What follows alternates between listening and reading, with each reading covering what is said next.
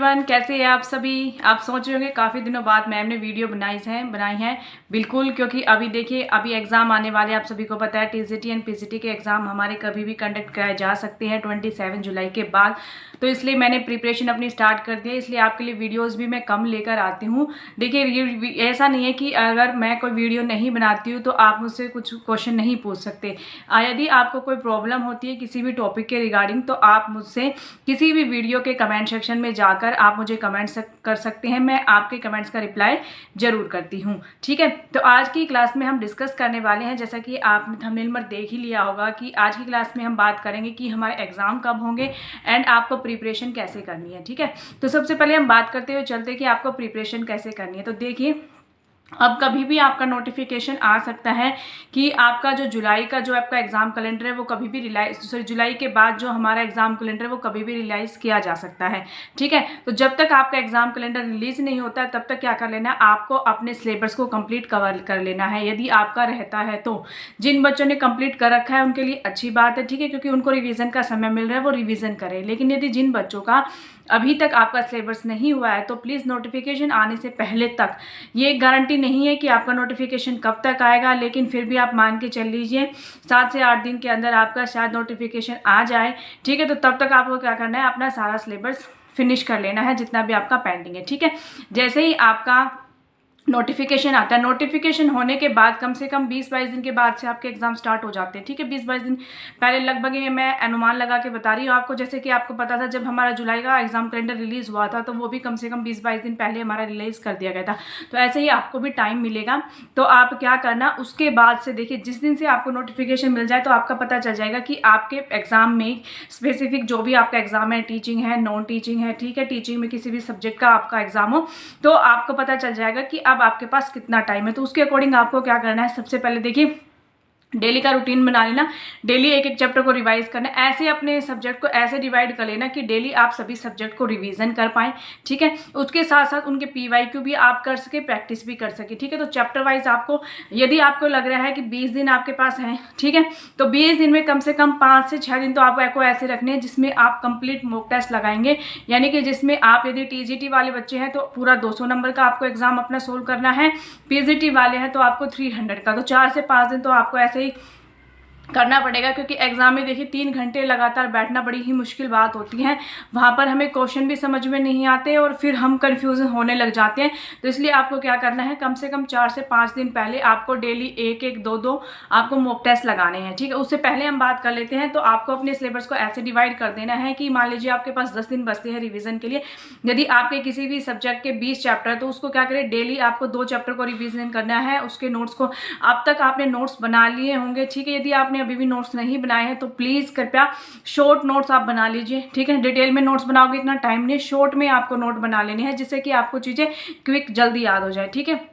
तो आपको जैसे ही आपने जो नोट्स बना लिए, नोट्स बनाने के बाद उनको रिवीजन करना है। रिवीजन करने के बाद उनके इसके रिगार्डिंग जितने भी आपके पास PYQ है या फिर कोई भी आपके पास प्रैक्टिस सेट है तो वहाँ से आपको डेली प्रैक्टिस करनी है। ऐसे ही आपको 10 दिन के अंदर सारा सिलेबस आपको कवर कर देना है। कवर करने के बाद उन सभी के आपको MCQ भी साथ साथ करते हुए चलने हैं। ये नहीं कि आप MCQ बाद में करेंगे। आपने टॉपिक पढ़ा, टॉपिक के रिगार्डिंग आपको जितने भी क्वेश्चन मिलते हैं, जितने भी प्रीवियस ईयर क्वेश्चन मिलते हैं या फिर उसके अलावा, जैसे मान लीजिए अभी आप DSSB की प्रैक्टिस कर रहे हैं तो आप KVS के एग्जाम के भी आपको, जैसे कि जनरल पेपर, तो जनरल पेपर देखिए सब में सेम होता है, ठीक है, किसी भी टॉपिक का ही अंतर होता है। यदि आप TGT वाले स्टूडेंट है तो आप PGT के प्रीवियस ईयर के पेपर सोल्व कर सकते हैं जनरल पेपर के लिए, ठीक है। PRT के भी आप कर सकते हैं, नॉन टीचिंग के भी आप कर सकते हैं। तो जहाँ जहाँ से आपको मटेरियल मिलता है उन सब्जेक्ट को उठाइए, वहाँ से उठाइए और उनकी प्रैक्टिस करते रहिए। जितनी ज़्यादा प्रैक्टिस करोगे उतने ही आपके कॉन्सेप्ट क्लियर होंगे। देखिए चीज़ें याद करने से, रटने से कभी भी आपको याद नहीं होती।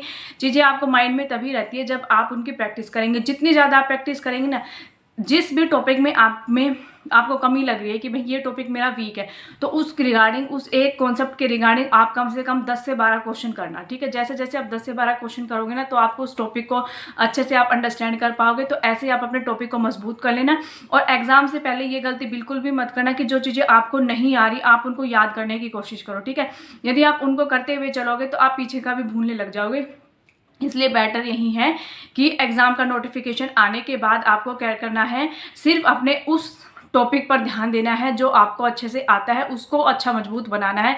यदि आप नया टॉपिक उठाने लग जाएंगे तो आप पहले वाला भूल जाएंगे, क्योंकि याद करने में देखिए हमें टाइम लगता है और याद करने के चक्कर में हम क्या करते हैं, हम अपनी पुरानी चीज़ें भूल जाते हैं। आपको ऐसा बिल्कुल भी नहीं करना है। आपको सिर्फ अपना जो आपने याद कर रखी है ना जो चीज़ें, सिर्फ आपको उन्हीं को ही रिवाइज करना है। यदि उनमें से कोई क्वेश्चन आता है तो आप बिल्कुल भी उन क्वेश्चन को गलत नहीं करोगे। इस तरीके से आपको अपनी प्रिपरेशन करते हुए चलना है, ठीक है। और लास्ट के जो हमारे 5 या 6 दिन बचते हैं वहाँ पर आपको कंप्लीट पूरे मॉक टेस्ट लगाने हैं।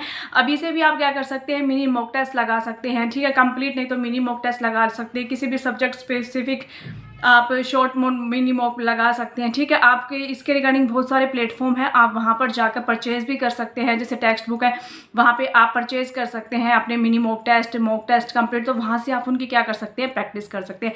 अभी से आप मिनी मॉक टेस्ट स्टार्ट कर दिए और एग्जाम से कम 5 दिन पहले आप अपने कंप्लीट पूरा चैप्टर पूरा पेपर आपको रिवीजन करते हुए चलना है, ठीक है। फिर अब बात कर लेते हैं हम एग्ज़ाम की, कि आपके एग्ज़ाम कब होने वाले हैं। तो देखिए गारंटी तो मैं नहीं बता सकती, लेकिन 10 जुलाई के आसपास आपका नोटिफिकेशन रिलीज़ कर दिया जाएगा। आपके अगस्त का एग्ज़ाम कैलेंडर का 10 तारीख से पहले भी हो सकता है, 10 तारीख के बाद भी हो सकता है, ठीक है। लेकिन ये अनुमान लगाया जा रहा है कि 10 तारीख के आसपास ही आपका क्या हो जाएगा, जुलाई एंड अगस्त जो आपका स्टार्टिंग का जो एग्ज़ाम कैलेंडर है वो रिलीज़ कर दिया जाएगा। तो आपको पता चल जाएगा कि आपका एग्ज़ाम किस डेट को होने वाला है। बहुत ज़्यादा पॉसिबिलिटी है कि पीजीटी के एग्ज़ाम तो आपको जो नोटिफिकेशन आने वाला है उसमें आपको देखने को मिलेंगे, क्योंकि अभी जो हमारे पीजीटी के 3 सब्जेक्ट के आपको मिल गया होगा नोटिफिकेशन, एग्ज़ाम भी चल रहे हैं बच्चों के, ठीक है। तो पॉसिबिलिटी तो यही है कि आपके पीजीटी की तो आपके उसके अंदर सभी सब्जेक्ट के आपका शायद एग्ज़ाम होने को मिले। टीजीटी के कुछ सब्जेक्ट का भी एग्ज़ाम आपको देखने को मिल सकता है, हो सकता है सभी बच्चों का भी हो सकता है। तो ये मैं गारंटी से आपको नहीं बता सकती हूँ, लेकिन अब मान के चलिए पीजीटी वाले बच्चों के पास मुश्किल से 1 महीने का आपके पास टाइम है। सो प्लीज़ अच्छे से अपनी प्रिपरेशन करना स्टार्ट कर दीजिए। देखिए इसीलिए मैं आपके लिए वीडियोस कम बनाती हूँ, क्योंकि मुझे भी पता है अब टाइम कम है, मुझे भी पढ़ने की ज़रूरत है। आप भी पढ़िए, बीच बीच में मैं आपको मोटिवेट करती रहूँगी। यदि मुझे लगता है कि किसी भी स्पेसिफिक टॉपिक के रिगार्डिंग आपके लिए वीडियो बनाना ज़रूरी है तो उस टॉपिक से रिलेटेड मैं ज़रूर आपके लिए वीडियो बनाऊँगी। यदि आपको फिर भी कुछ पूछना रहता है, कोई क्वेरी रहती है, तो वो आप मुझे कमेंट भी कर सकते हैं। मैं सभी कमेंट का रिप्लाई करती हूँ, ठीक है। ऐसा नहीं है कि यदि आप मुझे कमेंट करेंगे मैं आपके कमेंट का रिप्लाई नहीं करूँगी, ठीक है।